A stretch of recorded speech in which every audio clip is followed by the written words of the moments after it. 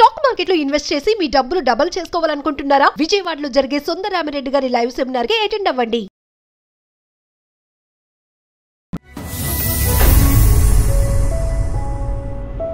అందమైన జీవితానికి స్వాగతం. నమస్తే కళ్యాణ్ గారు. నమస్తే జయ గారు. నమస్తే. ఆఫీస్లో ఒక భయంకరమైన స్టెప్ తీసుకోబోతోంది. తను ఏం చేయాలి అనే ఒక ఆలోచనలో, అంటే తను తీసుకునే నిర్ణయం కరెక్టా కాదా అనేది తనకు ఒక డౌట్ అన్నమాట. ఒకసారి మీతో మాట్లాడి, అంటే అది ఎంత పెద్ద నిర్ణయమో అర్థమవుతుంది మనం మాట్లాడితేనే. అలా చెప్తుంటేనే భయం వేస్తుంది. నిజంగా కళ్యాణ్ గారు, అంటే మనకి తెలుసు ఇలాంటివి ఉంటాయన్న ఒక ఐడియా ఉంది, కానీ మీ నిర్ణయం కోసం వెయిట్ చేస్తుంది అనమాట. సో డెఫినెట్ గా మీరు మాట్లాడాలి అని చెప్పేసి నేను వెంటనే తీసుకున్నాను కాల్. నెంబర్ ఉంది, కాల్ చేసేస్తానండి. ఎక్కడ వాళ్ళు మేడం? బెంగళూరు అండి. బెంగళూరు నుంచి చేసింది.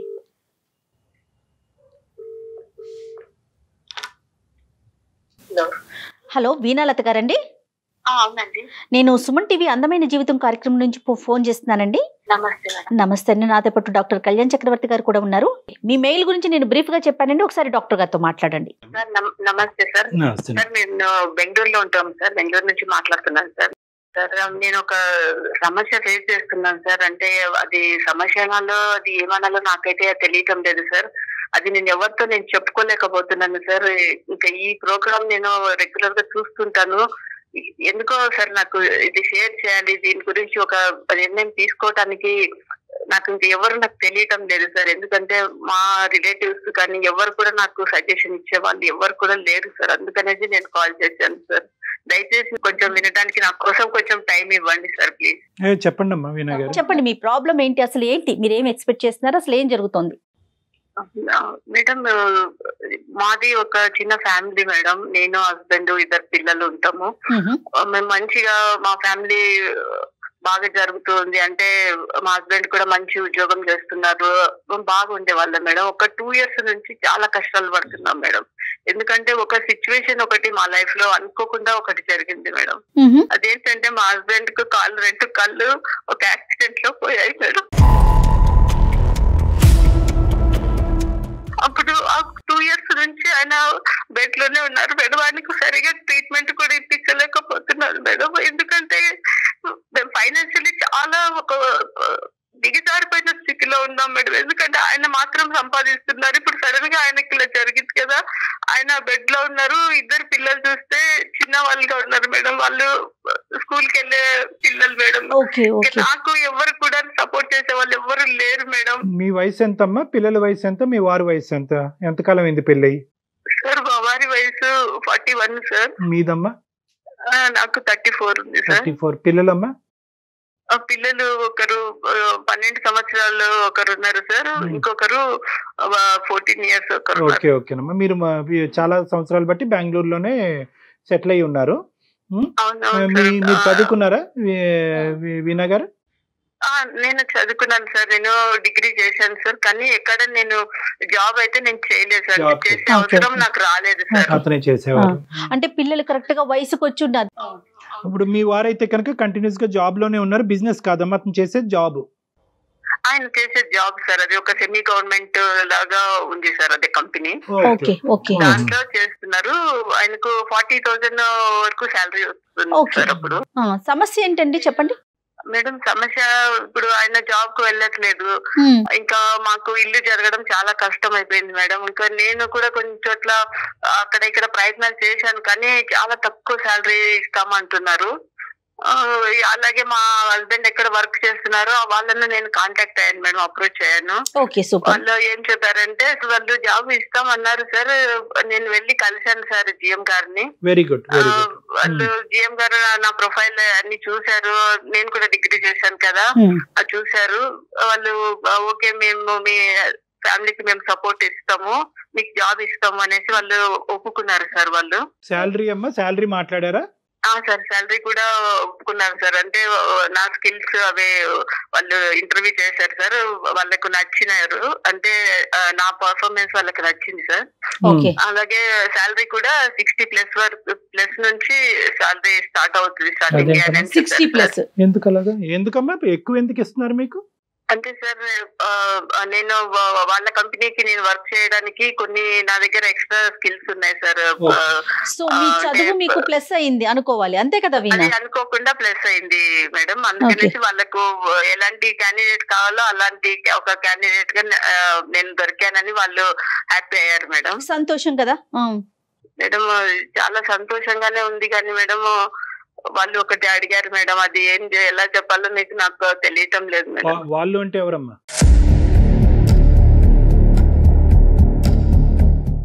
అది మేనేజ్మెంట్ జిఎం గారు అండి. జిఎం గారు. ఓకే, ఏం అడిగారమ్మా? లంచం అడిగారా?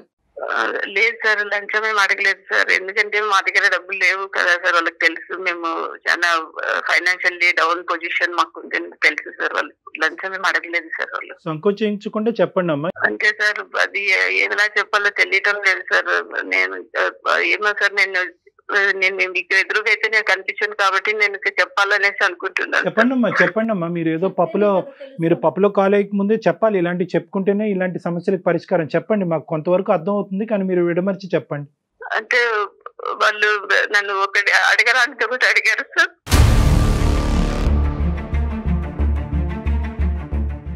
కమిట్మెంట్ అడుగుతున్నారు సార్.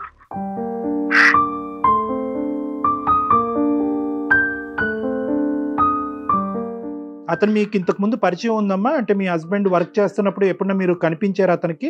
ఎక్కడన్నా ఫంక్షన్స్ లో కానీ ఏదన్నా? ఎప్పుడు చూడలేదు?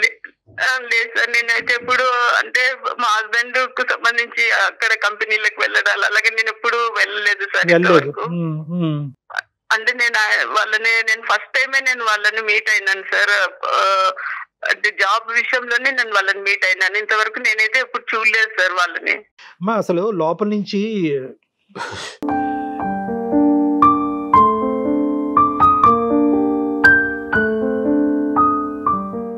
ఒక రగిలిపోతుందమ్మా కోపం. అసలే ఒక బాధలో ఉండి భర్తని ఆల్మోస్ట్ పోగొట్టుకుని అతను మంచం మీద పడి ఉండేటటువంటి ఒక స్త్రీ నుంచి ఒక వ్యక్తి ఇలాంటిది కోరాడు అంటే కనుక నాకేమన్నాలో కూడా అర్థం కావట్లేదమ్మా. కానీ ఫస్ట్ టైమే మీరు కలుస్తూనే ఇది అడిగాడా? నీకు జాబ్ ఇస్తున్నాను కాబట్టి నువ్వు నాకు ఇది చేయాలని డైరెక్ట్ గా అడిగేశాడా? లేదు సార్, ఫస్ట్ నేను వెళ్ళినప్పుడు నాతో మంచిగా మాట్లాడారు. మీకు జాబ్ ఇస్తున్నాము, ఇలాగే 60,000 మీకు శాలరీ ఉంటది అన్ని చెప్పారు సార్. నేను సంతోషంగా నేను ఇంటికి వచ్చేసి మా వారికి పిల్లలకు కూడా చెప్పాను సార్. వాళ్ళు కూడా చాలా హ్యాపీ అయ్యారు సార్. దేవుడు మనల్ని వదలలేదు, మనం ఇంకా హ్యాపీగా ఉంటాము అనేసి చాలా హ్యాపీ అయ్యారు సార్. తర్వాత మళ్ళీ కాల్ వచ్చింది సార్, ఒకసారి వచ్చి మీరు ఆఫీస్ కు కలవండి అనేసి. నేను మళ్ళీ ఆఫీస్ దగ్గరికి వెళ్ళాను సార్. మీ సర్టిఫికేట్ తీసుకొని రండి అన్నారు. తీసుకొని వెళ్ళాను సార్. తీసుకొని వెళ్ళినప్పుడు అప్పుడు ఆ టైంలో ఆయన చెప్పారు, మీకు ఉద్యోగం ఇస్తున్నాము, మళ్ళీ మీరు మమ్మల్ని సంతోష పెట్టరాదని అన్నారు సార్. నాకైతే అర్థం కాలేదు ఏం అడుగుతున్నారు.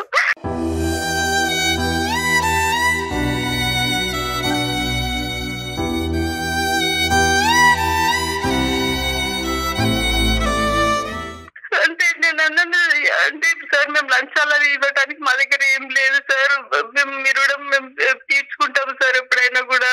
ఇప్పుడు ప్రస్తుతం మమ్మల్ని మీరు ఆదుకోండి సార్, లంచం అయితే మేము ఇవ్వలేము సార్ అని అన్నాను సార్. అంటే ఆయన అన్నాను, మేము లంచం అడగటం లేదు, ఒక కమిట్మెంట్ అడుగుతున్నాము, మీకు అర్థమైంది అనుకుంటాను అని చెప్పారు సార్.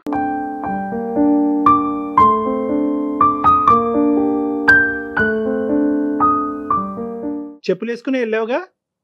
అవును సార్. మరి ఎడంకాలు చెప్పు ఎందుకు తీయలేదు సార్? అది నా పరిస్థితి ఇలా ఉంది, నేను ఒక కన్ఫ్యూజన్ లో ఉన్నాను సార్. ఏం పరిస్థితి అమ్మా? ఏం పరిస్థితి? అతను అడిగిందేంటి, మీరు మాట్లాడేదేంటి? మేడం పరిస్థితులు అంటే ఏంటి? మేడం నేను ఒక 2 years నుంచి 2 సంవత్సరాల నుంచి ఎంత కష్టపడుతున్నాను ఎవరికి తెలియదు మేడం. నా హస్బెండ్ ట్రీట్మెంట్ ఇవ్వలేకపోతున్నాను, పిల్లలకు సరైన భోజనం పెట్టలేదు, పిల్లలు స్కూల్ ఫీజులు కట్టలేకపోతున్నాను, చాలా బాధపడుతున్నాను మేడం.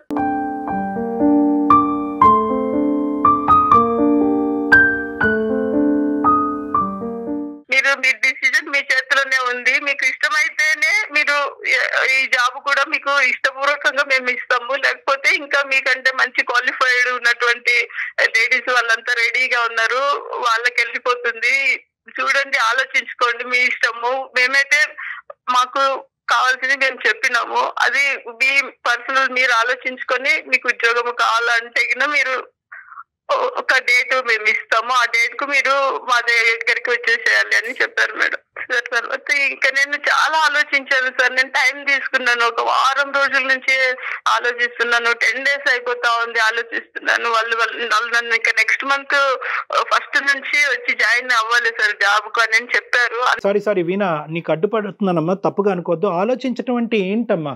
అంటే ఉద్యోగం తీసుకుని ఆడు కమిట్మెంట్కి అగ్రీ అవ్వాలనా, లేదంటే మర్నాడు వెళ్ళి చెప్పించుకుని కొట్టాలనా, లేదంటే వాడితో ఎటువంటి కమ్యూనికేట్ చేయకుండా ఇంకోటి ఏదో నీ స్థాయికి నీ డిగ్రీకి తగ్గట్టు 20,000 వచ్చినా చాలు అనేటటువంటి ఉద్యోగానికి పోవాలన్నా? ఆలోచించడం అంటే ఆ 10 రోజుల పాటు ఏం ఆలోచించావు నాకు ఒక్కసారి చెప్పు.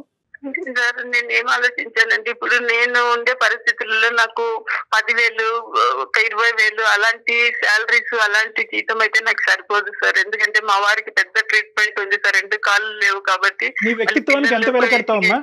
వీణా ఒక్క నిమిషం, నీ వ్యక్తిత్వానికి, నీ పర్సనల్ ఇంటిగ్రిటీకి, ఒక స్త్రీకి ఉండేటటువంటి గౌరవప్రదమైనటువంటి ఒక స్థానానికి, ఒక తల్లికి ఉండేటటువంటి పొజిషన్కి, గౌరవనీయులైనటువంటి ఒక భార్యగా ఉండేటటువంటి పొజిషన్కి ఎంత వెలకడదాం? 20,000, 30,000, ₹1,00,000, 2 లక్షల?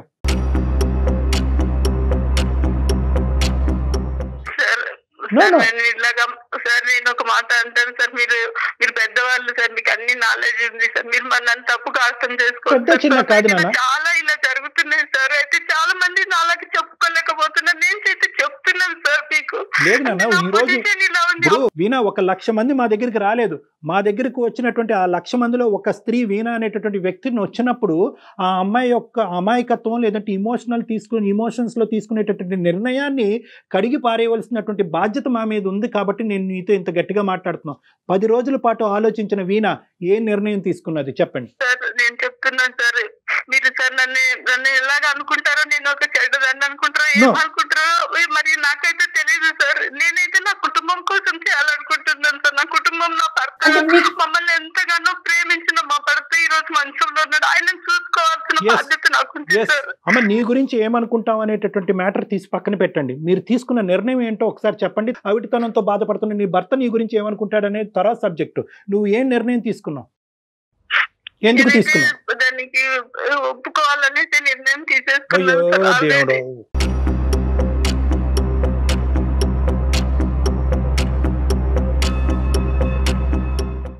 మరి ఇలాంటప్పుడు మరి మాకెందుకు కాల్ చేసావమ్మా వీణా? మెయిల్ ఎందుకు పెట్టారు మీరు? అంటే మీరు చేసేదాన్ని ప్రోత్సహించాలని చేశారా? ఓకే అమ్మా, వెరీ గుడ్, కంగ్రాట్స్ అని చెప్పేసి డాక్టర్ గారు నేను చెప్తాను అనుకున్నారా?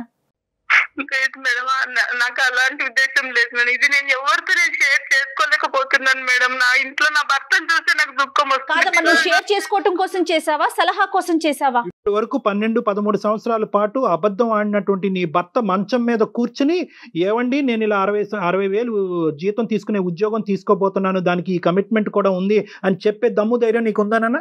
నేను అలా చెప్పలేను సార్. నేను లైఫ్ లో ఎప్పుడు అంటే నీ అంతరాత్మకు తెలుసు 60,000 అనేటటువంటిది నీ కుటుంబాన్ని తీసి గట్టెక్కిస్తాదనే నమ్మకం నీకు ఎంత ఉందో. నువ్వు తప్పు చేస్తున్నావు అనేది నీ అంతరాత్మకు తెలుసు కాబట్టి నీ భర్త కళ్ళల్లోకి చూసి చెప్పలేనటువంటి దుర్భర పరిస్థితిలో నువ్వు ఉన్నావు వీణా. ఒక్కసారి దాన్ని తట్టు.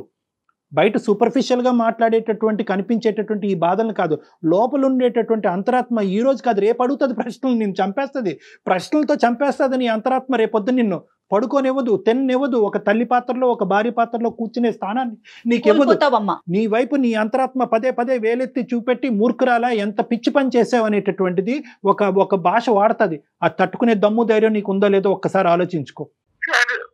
చాలా ఆలోచించాను సార్. రాత్రి మొదలు నేను ఇదే ఆలోచించాను సార్.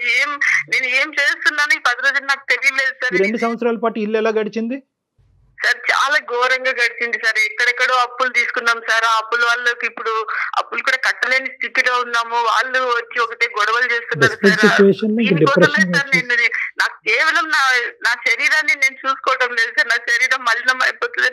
నా ఫ్యామిలీ ముఖం చూసి నేను ఇలా చేస్తున్నాను సార్.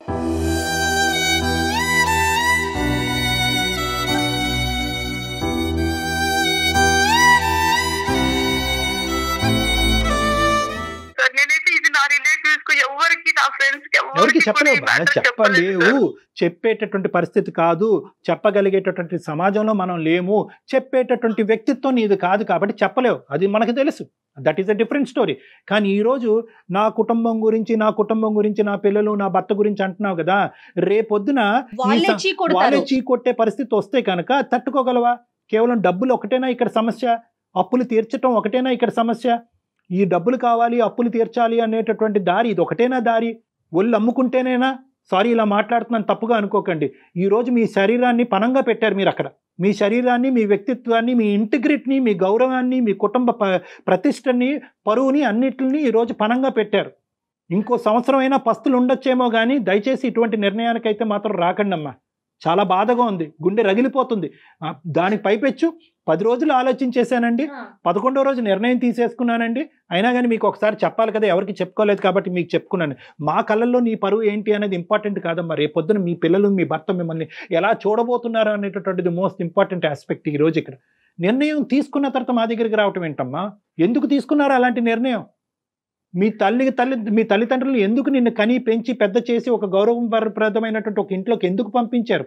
ఎందుకు వెనక ముందు ఎందుకు ఆలోచించట్లేదు మీరు? బహుశా మీరు ఏమైనా డిప్రెషన్లో ఉన్నారా? ఒక భావోద్రేకంలో ఉన్నారా? ఆలోచన శైలి కోల్పోయారా? మీ ప్రశ్న మీరే అడుక్కుని మీ సమాధానం మీరే చెప్పుకుంటున్నారా? నేను ఈ నిర్ణయం తీసుకున్నాను సరే, తీసుకోవడం వల్ల ఒకవేళ ఫ్యూచర్ లో నాకు ఇంకా ఏదైనా నాకు ఎఫెక్ట్ జరుగుతుందా, నా పిల్లల పైన ఇది ఏదైనా ప్రభావం చూపిస్తుందా? ఇది నాకు ఆలోచన చాలా ఎక్కువ అయిపోయింది మేడం. ఏం చేయాలి? వినగారు ఒక్కసారి వినండి. ఆ విషయం ఇంకొకరు చెప్పాలా అండి? ఫ్యూచర్లో ఏదైనా ఎఫెక్ట్ అవుతుందా? పిల్లల వైపు నుంచి ఏదైనా వ్యతిరేకత వస్తుందా? సమాజం నుంచి కానీ, మీ భర్త వైపు నుంచి కానీ, కుటుంబ సభ్యుల నుంచి కానీ వ్యతిరేకత వస్తుందా అనే విషయం ఇంకొకరు చెప్పాలా? ఎవరు అక్కర్లేదమ్మా. మీరు ఒక 3వ వ్యక్తి స్థానంలో నిలబడి మీ అక్కో, మీ చెల్లో, మీ తల్లో, మీ బెస్ట్ ఫ్రెండ్ ఈ పని చేసేటట్టయితే కనుక ఏం మీరు యాక్సెప్ట్ చేస్తారా? మీరేం చెప్తారు? సార్ ఇప్పుడు నేను కరోనా టైం కంటే కొంచెం ముందు మా హస్బెండ్ కు యాక్సిడెంట్ జరిగింది సార్. తర్వాత నుంచి కరోనా స్టార్ట్ అయింది. అప్పుడు ఆ టైంలో కరోనా టైంలో సిచ్యువేషన్స్ టీవీలో ఇవన్నీ చాలా చూసాం సార్. అంటే చనిపోతే ఆ శవాలను తీసుకెళ్లి వాటర్ లో పడేయడము, అంటే వాళ్ళని ధన సంస్కారాలు చేయకుండా, ఇంట్లో వాళ్ళని చూడకుండా, ఇవన్నీ చూసినప్పుడు సార్ నాకేమనిపించిందంటే ఈ శరీరము చనిపోయిన తర్వాత దీనికి ఒక 1 రూపీ కూడా వాల్యూ లేదు కదా, కనీసం బట్టలు కూడా కడతారో లేదో తెలియదు కదా మనకైతే. ఆ కరోనా టైంలో ఎంతో మంది చనిపోయారు డాక్టర్ గారు, మీకు తెలుసు కదా. ఎంతో మంది ఎలాగ పడేశారు, వాళ్ళ ఫ్యామిలీలకు కూడా చూడలేని ఫ్యామిలీ కూడా వెళ్ళి చూడలేకపోయారు కదా. ఇలాంటి శరీరం కోసం నేను ఎందుకు ఇంతగా బాధపడాలి? ఈ శరీరం అక్కడ శరీరాలు పోయినాయి, కానీ శరీరాలు పోయినాయి, శరీరాలు చాలా కొట్టుకుపోయినాయి, చాలా మంది చనిపోయారు, దిక్కులేనటువంటి చావులు చాలా మంది చచ్చిపోయారు. కానీ వ్యక్తిత్వాన్ని, ఆలోచన శైలిని, కుటుంబ పరువుల్ని తాకట్టు పెట్టుకునేటటువంటి పరిస్థితి ఎవరికి రాలేదమ్మా. అది డిఫరెంట్ స్టోరీ. నువ్వు అనవసరంగా ఎక్కువ ఆలోచించి కన్ఫ్యూజ్ అవుతున్నావు. మీ వ్యక్తిత్వం ఇంపార్టెంట్. ఇదే శరీరాన్ని మీరు ఎప్పుడూ అమ్మేసుకుని ఉండేవచ్చు. కాదు కళ్యాణ్ గారు, ఇప్పుడు తను తీసుకున్న నిర్ణయానికి మిగతా అన్నిటిని ఆపాదించుకొని ఇది కరెక్టే అని తనకు తాను స్వాంతన పొందుతున్నట్లు అనిపిస్తోంది నాకు. ఇప్పుడు మీ లోపల, అవును మేడం, ఇప్పుడు ఏమవుతుంది అంటే కనుక మీ లోపల ఒక డిఫెన్స్ మెకానిజం ఉందమ్మా. అదే ఈ రోజు మాకు ఫోన్ చేయించింది. పచ్చిగా చెప్పాలి అంటే మీ లోపల ఉండేటటువంటి అంతరాత్మ, ఇన్నర్ కాన్షియస్ ఏదైతే ఉందో, 7th సిక్స్త్ సెన్స్ అంటూ ఉంటారు కదా, అది చేసింది, మీరు చేయలేదు ఫోన్. ఇది అతను ఎవరైతే మీ GM ఉన్నాడో ఆ మహానుభావుడు, వాడికి ఒక నమస్కారం అమ్మా. చాలా మందికి నమస్కారాలు పెట్టాలి. అలా అయితే మీరు అలా కాదు. మీరు ఇప్పుడు వాడు ఎవడైతే ఉన్నాడో ఈ 2 సంవత్సరాల పాటు మీ భర్త లేనటువంటి స్థానాన్ని భర్తీ చేయటం గురించి ఎంతమందికో చేపలకు ఎరేసినట్టుగా ఎరేసాడు, చాలా మందికి ఎరేసాడు. కానీ ఈ ఎరలో పడేటటువంటి వాళ్ళు ఎలాంటి వాళ్ళు అంటే కనుక, ఏ స్త్రీ కూడా కావాలని చెప్పి తన యొక్క శరీరాన్ని వెళ్ళి అక్కడ తాకట్టు పెట్టదమ్మా. మీలాంటి డెస్పరేట్గా దిక్కుతోచనటువంటి పొజిషన్లో, డిప్రెషన్లో ఉండి ముందు నుయ్యి వెనకతలు గొయ్యి ఉండేటటువంటి మీలాంటి స్త్రీలు పడేటటువంటి ఎర, మీలాంటి వాళ్ళు పడేటటువంటి దాంట్లోనే అతను ఒక వల పనుకుని అక్కడ కూర్చున్నాడు, నువ్వు వెళ్ళి అందులో పడ్డావు. కాబట్టి నిన్నేం చేశాడంటే రోడ్ బ్లాక్ చేశాడు, శాండ్విచ్ చేశాడు. నువ్వు కాకపోతే వేరే అమ్మాయి వస్తుంది, ఈ అమ్మాయి కాకపోతే వేరే అమ్మాయి వస్తుంది అంటే ఏంటి, మిమ్మల్ని సైకలాజికల్గా ఎలా మారుస్తున్నాడంటే కనుక, శరీరం అప్పచెప్పేటటువంటి వాళ్ళలో లిస్ట్లో నువ్వు ఒక్కదానివే లేవు, చాలామంది ఉన్నారు. సో వాళ్ళందరూ చేయగా నువ్వు తప్పు చేయడంలో తప్పు లేదు, నీ కుటుంబాన్ని నువ్వు చేస్తున్నావు అనేటటువంటిది ఒక గిల్ట్ ఫీలింగ్ నీలో రెచ్చగొట్టేటటువంటి ప్రయత్నం చేశాడు. సో అందులో నువ్వు పడ్డావు. ఇక్కడ ఇలాంటి మగాళ్ళు లేకుండా ఉండేటటువంటి ప్రపంచాన్ని నువ్వు ఊహించుకోవటం కష్టం. కానీ అట్లీస్ట్ నీ సెన్సిబిలిటీ ఉపయోగించు. ఈ 60,000 వస్తున్నాయి, ఫైనాన్షియల్గా నా కుటుంబం సేఫ్ గార్డ్ అవుతుంది, పిల్లలు ఫీజులు కడతాను, భర్తను చూసుకోగలను అనేటటువంటిది ఒక పరిధి. ఇది కాపాడుకున్న తర్వాత ఇంకా జీవితంలో విలువైనటువంటి ఇంకో పెద్ద అంశం ఏదన్నా పోతుందా అనేటటువంటి ఆలోచనతో ఒక్క అడుగు ముందుకేసి ఆలోచించమని చెప్తున్నాను, నేను విన్నపించుకుంటున్నాను.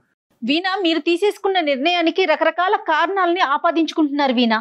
మేడం నేను ఒక్కటే చెప్పదలుచుకున్నాను మేడం, నా స్థానంలో వేరే స్త్రీ ఉంటే కింద మేడం ఎప్పుడో ఒక 3 years ముందుగానే ఆయనను వదిలేసి, ఫ్యామిలీని వదిలేసి తన సుఖం తను చూసుకొని వెళ్ళిపోతుంది మేడం. నేనైతే త్యాగం చేసి నా భర్తను కాపాడుకోవాలి, నా బిడ్డను చదివించుకోవాలని చేస్తున్నాను మేడం. నాకు ఎన్నో అప్పులు బాధలు మేడం, ఎవరు తీరుస్తారు మేడం? అందరు చెప్తారు మేడం, మంచిగా చెప్తారు మేడం. మేడం నేను మిమ్మల్ని తప్పుగా నేను చెప్పడం లేదు మేడం, వేరే వాళ్ళు కూడా ఎవరైనా కూడా నాకు ఇలాగే చెప్తారు మేడం. కానీ వాళ్ళు ఎవరు నా సమస్యలు తీర్చలేరు కదా మేడం. లైఫ్ లాంగ్ ఎవరు చెయ్యరు కదా మేడం. మీరే ఆలోచించండి. నువ్వు ఏ స్త్రీ గురించి మాట్లాడుతున్నావు నాకు అర్థం కావట్లేదు వీణా. నువ్వు ఏ XYZ స్త్రీ గురించి మాట్లాడుతున్నావు నాకు అర్థం కాలేదు. కానీ ఇటువంటి పరిస్థితుల్లో ఉండే ఏ స్త్రీ అయినా కూడా చాలా మంది స్త్రీలు ఉన్నారు సార్, చాలా మంది ఉన్నారు సార్. అయితే వాళ్ళు బయటికి రాలేకపోతున్నారు సార్, ఇరుక్కుపోయినారు సార్. వాళ్ళ ఫ్యామిలీలో, సొసైటీలో ఇరుక్కుపోయి ఏం చాలా తెలియక బాధపడుతున్నారు సార్. బయట ఇలాంటి చోళలు చెప్పుకోలేరు సార్. నేను ధైర్యం చేసి ముందుకు వచ్చినాను సార్, ఎందుకంటే నాకు మీ సలహా కావాలని తెలుసు సార్. నేను తీసుకొని వచ్చాను సార్. నిజంగా నాకు అనిపించడం లేదు సార్. నాన్న నీ మీద మేము కోప్పడట్లేదు, నీ మీద మేమే కక్ష తీర్చుకోవట్లేదు. నువ్వంటే మాకు ఇప్పటికీ కూడా బాధగా ఉంది. నువ్వు అనుభవించేటటువంటి పరిస్థితుల మీద మాకు సానుభూతిగా ఉంది. నువ్వు ఎక్కడ వెళ్ళి ఆ తప్పు చేసేస్తావు అనేటటువంటి భయంతో ఈరోజు మేము ఇలా ఇమోషనల్గా మాట్లాడుతున్నావు. నీ కనువిప్పు కలగటం గురించి, నీ ఆలోచన శైలిని తట్టి లేపటం గురించి మాట్లాడేటటువంటి ప్రయత్నమే కానీ నీ మీద మాకు ఎటువంటి వ్యతిరేకత లేదు. నువ్వు మాకు చెప్పినందుకు థ్యాంక్ యూ. ఎందుకంటే కనుక ఈరోజు నిన్ను కాదు, మీ మొత్తం కుటుంబాన్ని కాపాడేటటువంటి పెద్ద బాధ్యత మేము తీసుకున్నందుకు మేము ఆనందపడుతున్నాం ఈరోజు. అట్లీస్ట్ ఇక్కడితో నిన్ను కాపాడి నీ కుటుంబాన్ని కాపాడితే కనుక అదే మాకు హ్యాపీనెస్ అమ్మా. అవును అమ్మా, ఒకటి ఈరోజు నన్నెవరు కాపాడతారు అంటే కనుక నీకు ఉండేటటువంటి స్థానంలో నిన్ను ఎవరు కాపాడరమ్మా. నిన్ను నువ్వే కాపాడుకోవాలి. నీ క్వాలిఫికేషన్ ఉంది, నీకు ఎలిజిబిలిటీ ఉంది. నీ క్వాలిఫికేషన్ చూసి ఆ GM గాడు కళ్ళు బైర్లు గమ్మి నీ 40,000 కాస్త 60,000 చేశాడు. ఇంకో చోట రాదా 40,000 జీతంతో? నీకు ఎన్ని ప్రయత్నాలు చేసావు ఈ 2 సంవత్సరాలతో? ఎన్ని అప్లికేషన్స్ పెట్టావు? ఎన్ని ఇంటర్వ్యూస్ అటెండ్ అయ్యావు?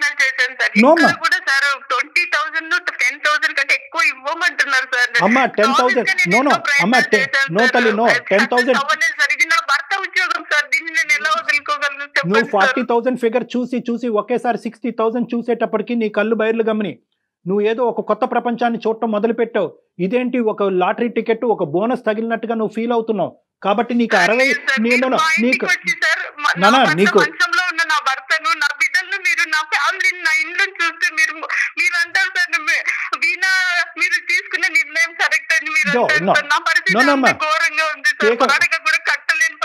నా పీక మీద కత్తి పెట్టినా నేను చెప్పనమ్మా అది కరెక్ట్ డెసిషన్ అని చెప్పి. నా పీక మీద కత్తి పెట్టినా కూడా నువ్వు తీసుకున్న డెసిషన్ కరెక్ట్ అని చెప్పట్లేదు. ఎందుకంటే దుర్భర పరిస్థితి నీకు ఉంది, నేను అది కాదనట్లేదు. అది నీ బాధ మాకు లేదు కాబట్టి ఈ స్థానంలో కూర్చొని మేము బిగ్గరగా గట్టిగా మాట్లాడుతున్నాం. నువ్వు చూసేటటువంటి వాళ్ళు చాలా మంది అనుకోవచ్చు. But at the end of the day అమ్మ నీకు పరిష్కారం లేదు అని కాదమ్మా. నేను చెప్పేది ఒక 2 నిమిషాలు విను. నీ ఫిక్స్డ్ ఐడియాతో నువ్వు మాట్లాడేటట్టు అయితే కనుక నీ మాటలోనే ఇంకా కొట్టుకుపోతూ ఉంటావు. నువ్వు చాలా ఫిక్స్ అయిపోయి అందులోకి ఏదో విధంగా దూరిపోవాలి. నెక్స్ట్ మంత్ 60,000 శాలరీ తీసేసుకుని అప్పులు వాళ్ళని అందరికీ కట్టేసి వాళ్ళని దూరం పెట్టేసేయాలి అనేటువంటి ఫిక్స్డ్ ఐడియాతో మాట్లాడితే ఇంకా నువ్వు ఎంతమందిని నా ప్రపంచాన్ని మొత్తాన్ని కూడా నీ యొక్క ఆలోచన కన్విన్స్ చేసేది మమ్మల్ని కాదు, నీ మనస్సాక్షిని కన్విన్స్ చేసుకో. నేను మళ్ళీ చెప్తున్నాను, అది రేపొద్దున నీ పిల్లలతో సహా, నీ భర్తతో సహా ఎంతో కాలం కూడా ఈ గిల్ట్లో నువ్వు ఇది సీక్రెట్ కింద దాయలేవమ్మా. ఏదో రోజు నీ మనసు విప్పి మాట్లాడుతావు, ఇంకోళ్ళ ద్వారానో ఇంకో విధంగానో వాళ్ళకి తెలుస్తుంది. అప్పుడు నీ పరిస్థితి ఏంటి అనేటటువంటిది ఆ మెత్తెక్కి కూడా ఆలోచించు. నేనేమనుకుంటున్నాను సార్, ఇలాంటి పరిస్థితి ఒక రోజు ఒకవేళ వస్తే వాళ్ళు నన్ను తప్పకుండా అర్థం చేసుకుంటారు. కుటుంబం కోసము, మా కోసము, మా తల్లి అర్థం చేసుకోరమ్మా. ఎవరు ఒప్పుకుంటారమ్మా?